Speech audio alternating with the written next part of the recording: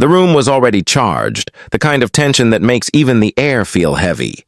Cameras clicked, pens hovered, and all eyes turned to the man who has built his reputation on a raised voice and a mocking grin. Mark Levin leaned back in his chair, smirk curling across his face like a blade about to cut. Then, with that signature drawl sharpened for humiliation, he sneered. "You call that a law degree?" "Please, I've seen cereal box coupons with more credibility." Gasps rippled across the chamber. A few stifled laughs broke the silence, the nervous kind people let out when they can't quite believe what they've heard. It was a shot fired in the middle of a crowded room, meant to pierce not just Jasmine Crockett, but the very idea of who gets to belong, who gets to be respected. Levin's eyes glistened with the thrill of his own cruelty, certain that his words would land like a knockout punch. But the camera cut, and in that freeze frame, the sneer of arrogance against the steel of composure, something shifted. Crockett didn't flinch. She didn't fumble for notes or rush to defend herself. Instead, she sat still, perfectly still. Her silence cut sharper than Levin's insult, the kind of silence that makes even the boldest heckler question whether they've gone too far. The room, once buzzing, fell into a hush. Viewers at home leaned closer to their screens. Was she hurt? Was she shaken? Or was something else?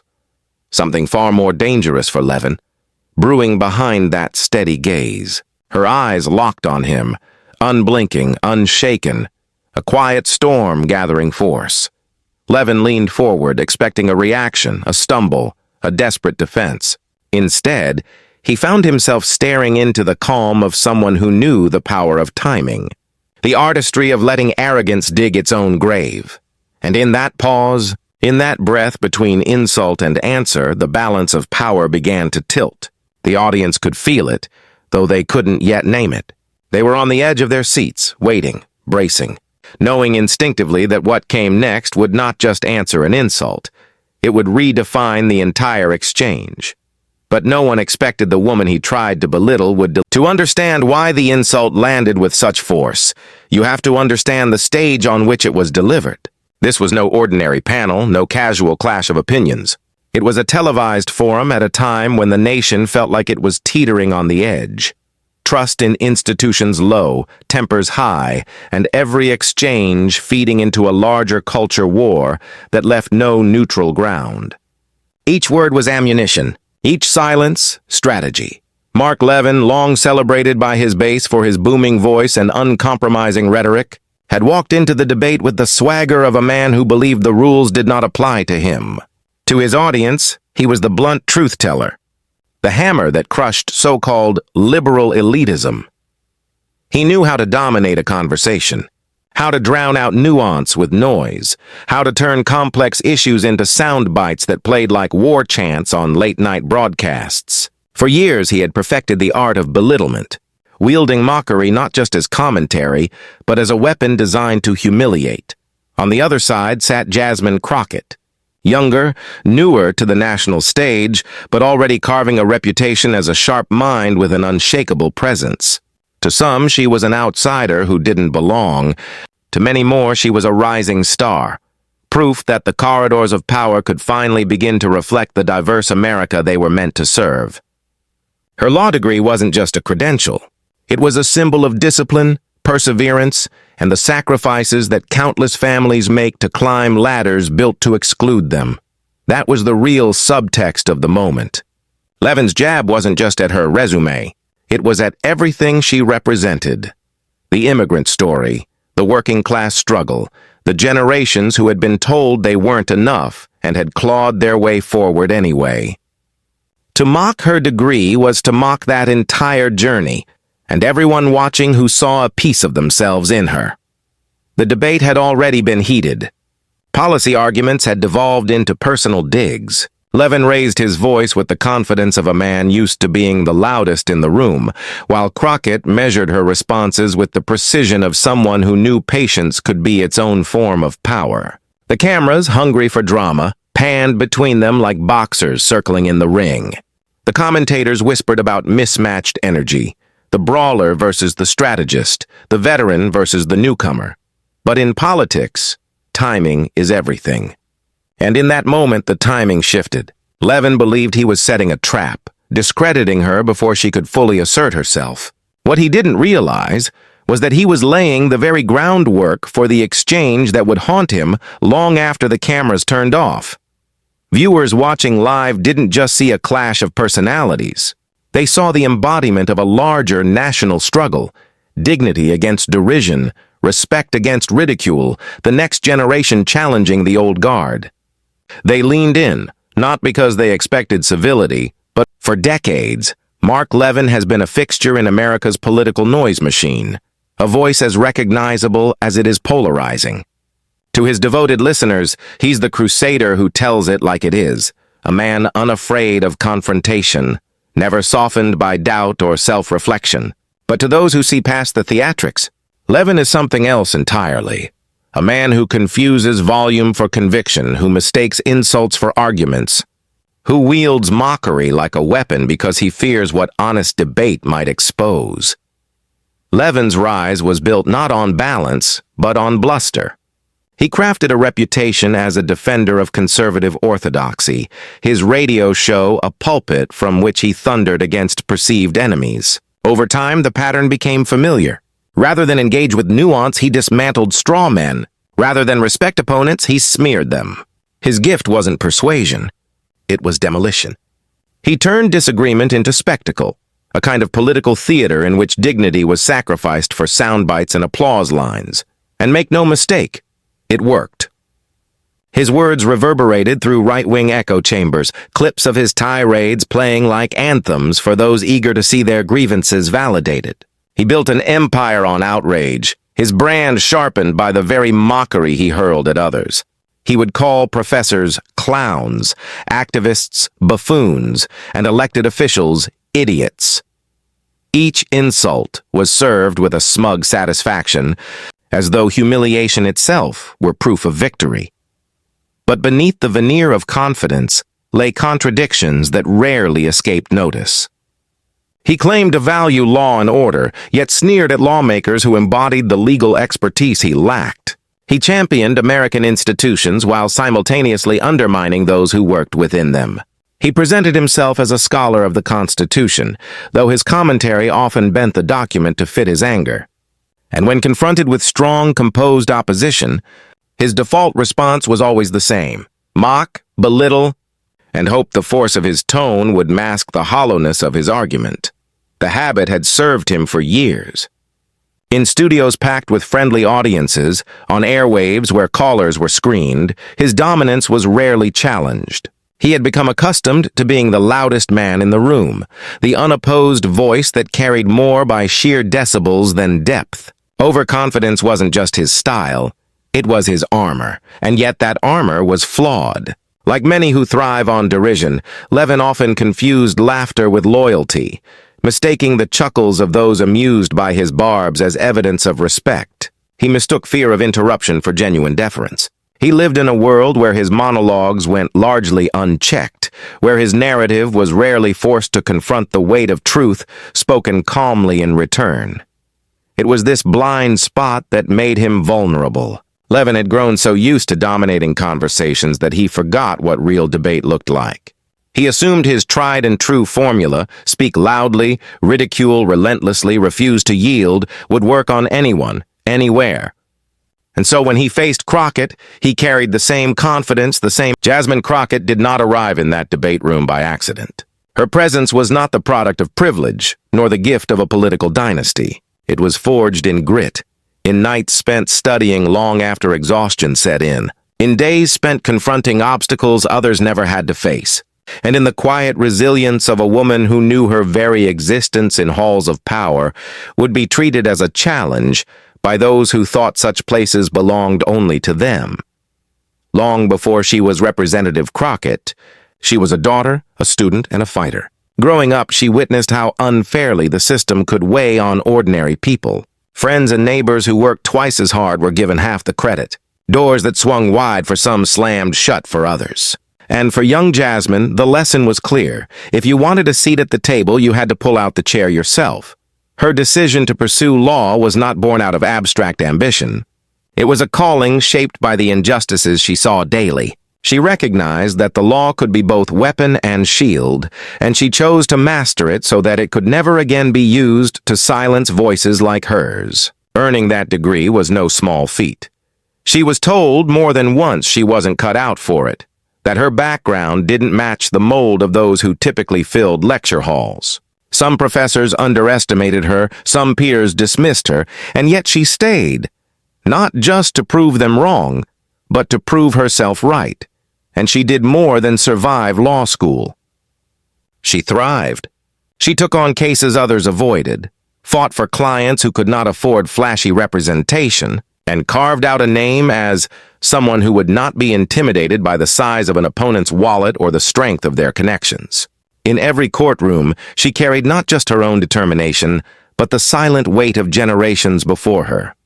People who had been denied access to justice, who had been told no so many times that their very lives became testimonies to perseverance. Transitioning into politics only magnified those challenges. As a black woman, she entered a space still haunted by unspoken hierarchies, where her ideas were sometimes ignored until repeated by others, where her competence was measured more harshly, her mistakes less forgiven. Yet instead of breaking under that weight, she learned to wield it. She embraced the double standards as fuel, understanding that every attempt to diminish her was another opportunity to demonstrate strength. In town halls, she spoke with the authority of someone who knew the law inside out. In committee hearings, she brought both sharp questions and sharper memory, catching details that others overlooked. To her supporters, she became more than a politician. She was a voice for the voiceless, a reminder that representation matters, that Congress could reflect not just the powerful but the people. Her rise was not meteoric. It was steady, deliberate, and earned step by step. Each obstacle hardened her resolve. Each insult, each dismissal, each skeptical glance only strengthened her core. And that resolve carried with it a quiet confidence, the kind that doesn't need to shout to be heard. By the time she found herself across from Mark Levin, she was not simply a congresswoman with a law degree. She was the product of battles fought and won in silence, of rooms where she had been overlooked until her brilliance forced acknowledgement. She had already endured more cutting remarks than Levin could conjure, already withstood greater storms than his sneers. And that history mattered, because when Levin mocked her law degree, he wasn't just insulting a credential. He was insulting the nights she sacrificed, the barriers she broke, the entire lineage of struggle that had led her to that chair. For him, it was a throwaway line, a jab rehearsed 100 times against opponents before her. For her, it was a spark, not of anger, but of clarity. She had spent her whole life preparing for moments when someone would try to tell her she didn't belong. The irony was thick. The very trials meant to weaken her had instead built armor. The very dismissals that were supposed to silence her had instead sharpened her voice. And so while Levin laughed, while he smirked and waited for her to stumble, Crockett sat steady, her silence carrying the weight of every lesson learned from a lifetime of overcoming. She knew better than to waste energy on petty insults. She had built her career on rising above them, on channeling disrespect into resolve, on waiting for the precise moment when her words would not just defend, but devastate. And so, in that chamber, under those lights, her stillness was not hesitation. It was preparation, and it was precisely these trials that prepared her for the moment Levin tried to humiliate her. The chamber seemed to shrink as the minutes wore on, its polished wood and fluorescent lights fading into the background against the heat of the exchange. Levin, sensing his insult had stirred the air, pressed harder. He thrived on escalation, on taking one swing after another until his opponent cracked. To him, debate was not dialogue. It was domination. He leaned across the table, voice rising in pitch and volume. "You parade around with that so-called degree as if it gives you credibility," he spat. "But let's be honest here. If it weren't for identity politics, no one would have ever heard your name." His words echoed in the room, a toxic blend of arrogance and disdain. Crockett did not move. Her pen rested neatly on the desk, her posture straight, her hands still. The only response she gave was a raised brow, a calm acknowledgement that she had heard every word and was unbothered. It was the kind of composure that unnerved men like Levin, because it offered nothing to push against. The moderators attempted to steer the conversation back to policy, but Levin refused. He interrupted, cutting off questions, waving his hand dismissively whenever Crockett began to speak. Each time he did, he laughed, a short, sharp laugh that carried more contempt than humor. To his followers, this was performance. To everyone else, it was desperation masked as bravado. Meanwhile, Crockett's restraint became its own performance. She allowed him the stage, allowed him the rope, and with each smug interruption, he tangled himself deeper. Viewers at home noticed. Social media clips began circulating almost instantly. Split screens showing Levin red-faced and shouting while Crockett sat poised, the very picture of patience. The contrast was undeniable. One man unraveling, one woman holding steady. Levin's frustration mounted. "Don't sit there acting superior," he barked. "I've been in this fight longer than you've been alive. You think your degree makes you some kind of authority? Please!" His words tumbled out faster now, less calculated, more frantic. The smirk that had begun the exchange was fading, replaced by the tightening jaw of a man who realized his punches weren't landing. Still, Crockett waited. She adjusted her microphone once, adjusted her papers once, but said nothing more than what the moment required. Every second of her silence magnified the noise of Levin's arrogance. The audience leaned in closer, not to hear him, but to anticipate her. The imbalance of the scene grew sharper with each passing moment. Levin's volume climbed, his face flushed, his hands slicing the air as though force could substitute for logic. Crockett's stillness became louder than his rage. It was not just composure, it was control. And it drove him wild. At one point, a moderator asked Crockett to respond. She opened her mouth, began with a measured tone, only for Levin to cut across her mid-sentence. He chuckled over her words, muttering something about rookie mistakes. The crowd murmured. A few shook their heads. The performance was backfiring. What he thought was strength looked more like insecurity, more like fear of what she might say if allowed the chance. Crockett, however, gave him no satisfaction. She sipped her water, glanced down at her notes, then met his eyes again. The look said everything. The silence hung like a storm cloud, heavy and unbroken. Levin's voice had finally sputtered out, his last insult dangling in the air like smoke after a firecracker. The room was waiting, the audience perched on the edge of their seats. And then Jasmine Crockett leaned forward, her hands, which had rested calmly on the desk, folded together. She looked Levin dead in the eye, her voice low but steady, the kind of tone that slices through noise without needing to rise above it. "Mr. Levin," she began, pausing just long enough for every eye in the chamber to lock onto her. "I earned my degree the same way anyone else in this country earns one, with years of sacrifice, sleepless nights, and a determination to prove that justice belongs to all of us, not just the loudest man in the room." The words landed softly at first, but the weight behind them was unmistakable. Levin blinked, shifting in his chair as though the calm precision unsettled him more than any shout could. Crockett let the silence stretch again. Timing was her weapon now. She glanced briefly at the audience before returning her gaze to him. "You mock the degree because you can't mock the truth behind it. And the truth is this.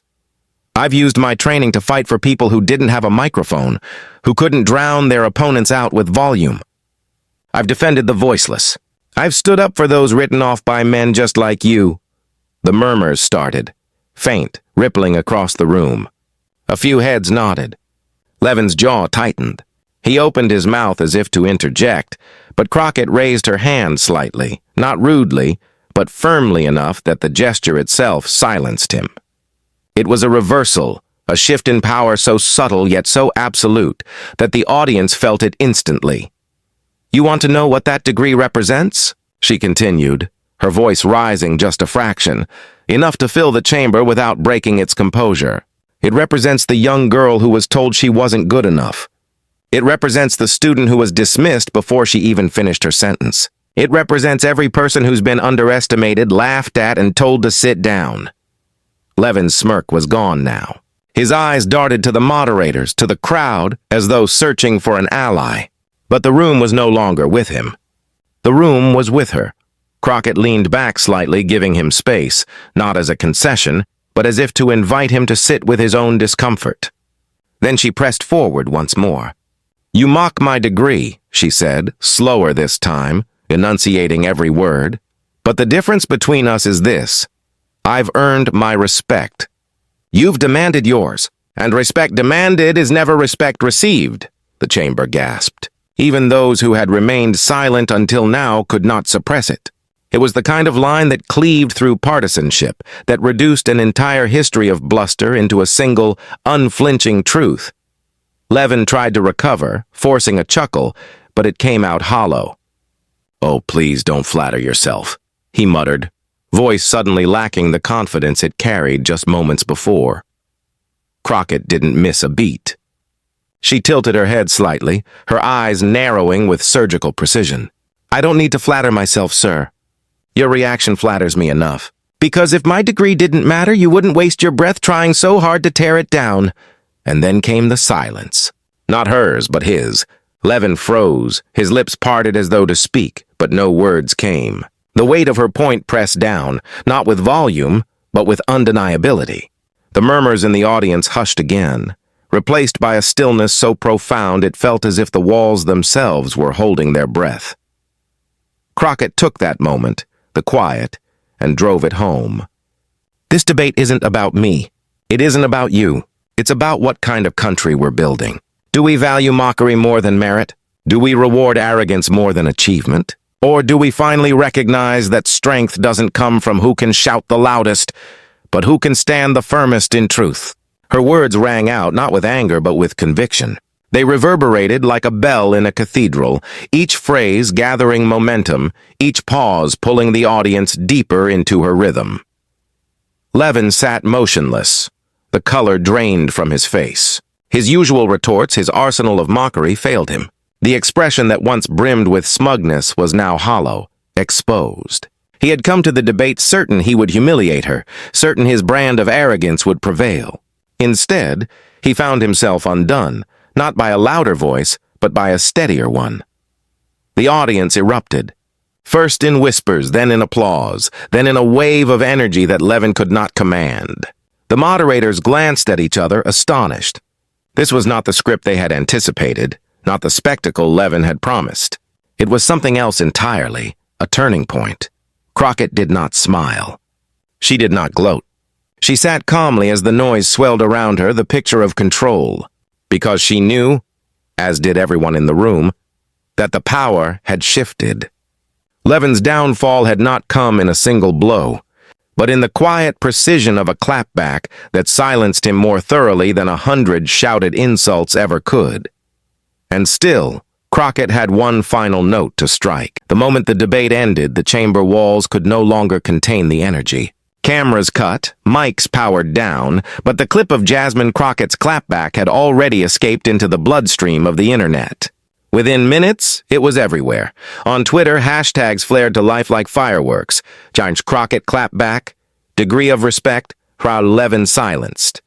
Each one raced up the trending charts, fueled by a frenzy of retweets and quote tweets. The clip of Levin's frozen expression paired against Crockett's calm delivery spread like wildfire, watched millions of times before the night was over. Memes appeared in record time. Levin's blank stare was photoshopped onto sinking ships, collapsing towers of cards, even deflated balloons. Side-by-side edits showed him mid-mockery on one side and stone-cold silent on the other, with captions like, "From roar to whimper in 30 seconds flat." Meanwhile, Crockett's poised expression became its own meme template, the face of unbothered confidence, unshaken truth. TikTok stitched the moment into 1,000 variations. Some creators layered dramatic music under her words, turning her lines into cinematic monologues. Others turned the clapback into skits, reenacting Levin's collapse with exaggerated dramatics that had audiences laughing through tears. One viral soundbite emerged from her line. "Respect demanded is never respect received." Teenagers, activists, comedians, even teachers in classrooms lip-synced it with flair, immortalizing the moment in pop culture. Commentators couldn't get enough. Progressive voices hailed it as a defining political moment, not just a debate win, but a cultural milestone. Pundits on late-night shows replayed the clip with slow-motion effects, letting the silence before Levin's stammer stretch like a drum roll. Even international outlets picked it up, marveling at how a young congresswoman had dismantled a seasoned conservative titan with precision rather than volume. And here was the twist. Even critics, even those who had built their platforms on defending Levin, couldn't deny what they saw.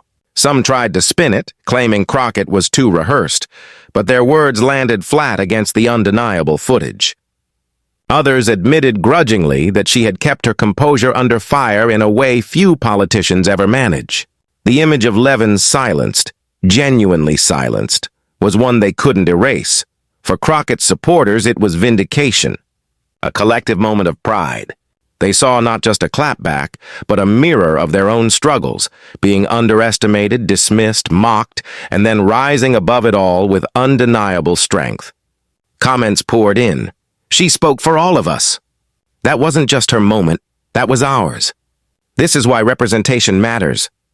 Clips of the audience's stunned silence became just as important as her words. Commentators replayed the reaction shots, zooming in on faces frozen mid-gasp, noting the way Levin's allies shifted uncomfortably in their seats. The debate chamber itself had become part of the legend, a theater where arrogance was stripped bare and dignity took center stage. But perhaps the most powerful reaction came not from politicians or pundits, but from everyday people. Letters, emails, and posts flooded Crockett's office from students, immigrants, single mothers, and young professionals. They thanked her for standing tall, for refusing to be cowed, for showing that credentials earned through hard work and resilience could never be diminished by ridicule. For many, it wasn't just politics. It was personal. As the news cycle churned, the story refused to die down. Each replay of the clip seemed to unearth new layers.